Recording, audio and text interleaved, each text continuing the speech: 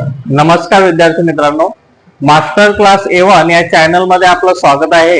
मित्रांनो, स्पर्धा परीक्षेला हमखास विचारला जाणारा प्रश्न आणि आपल्याला विचारात टाकणारा प्रश्न आज आपण घेऊन आलेलो आहोत।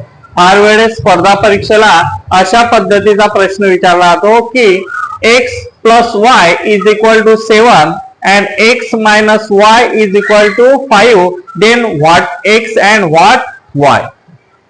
जर x आणि y ची बेरीज केली तर 7 येते आणि x आणि y ची वजाबाकी केली तर 5 येते, तर x ची किंमत किती आणि y ची किंमत किती असा प्रश्न येतो। मग त्यावेळेस काय करायचं मित्रांनो की x plus y is equal to 7 आणि x minus y is equal to 5 असं लिहिल्यानंतर 7 आणि 5 आहे, या दोघांची बेरीज किती येईल?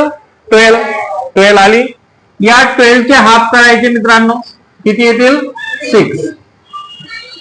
हा जो x आहे तो प्लस आहे, मग ह्या x ला आपण किती म्हणणार? 6।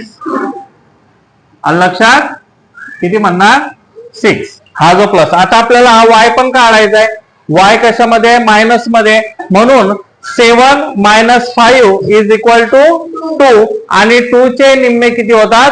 1, म्हणजे y च काय येईल मित्रांनो? किंमत 1।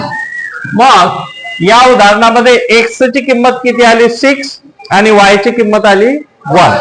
अशा पद्धतीने मित्रांनो ही ट्रिक्स आहे। धन्यवाद।